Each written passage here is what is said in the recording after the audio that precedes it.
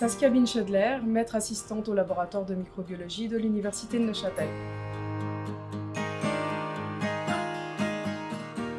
La mérule pleureuse, c'est un champignon qui s'attaque au bois et puis qui fait un symptôme qu'on appelle la pourriture brune cubique.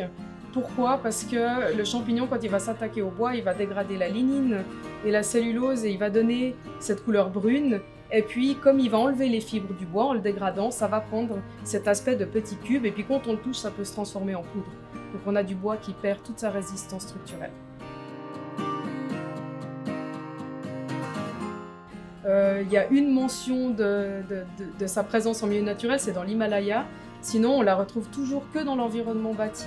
Après, des champignons qui sont capables de faire cette pourriture brune cubique, on en a tout plein dans la nature. Il suffit d'aller de se promener en forêt et puis de regarder du bois au sol. On va retrouver cette pourriture brune cubique, mais pas la mérule dans la nature. Il va falloir évaluer le niveau d'attaque et à savoir si le bois il est très atteint, et ça c'est des mesures structurelles. Donc on va évaluer si la mérule elle a eu le temps de vraiment s'attaquer à toutes les fibres.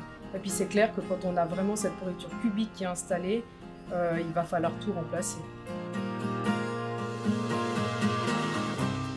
Le champignon, c'est un micro-organisme parce qu'il a des structures qui sont invisibles à l'œil nu. C'est ce qu'on appelle un nif. Un nif, c'est à peu près 1000 fois plus petit qu'un millimètre. Donc avec la mérule, on est aussi dans ce cas d'un micro-organisme. Et puis par sécurité, on va justement en général éliminer le bois à distance des dernières structures qu'on a vues à l'œil nu pour être sûr qu'on n'a pas ces structures microscopiques qui, elles, vont pouvoir continuer à propager l'infection. Si par exemple on a une maison qui est attaquée par la mérule et puis qu'on estime qu'il y a un mur en béton et que la maison d'à côté, si on a des maisons mitoyennes, ne peut pas être attaquée, ça c'est une erreur parce que la mérule va pouvoir sans problème aller traverser un mur en béton et aller chercher du bois à côté.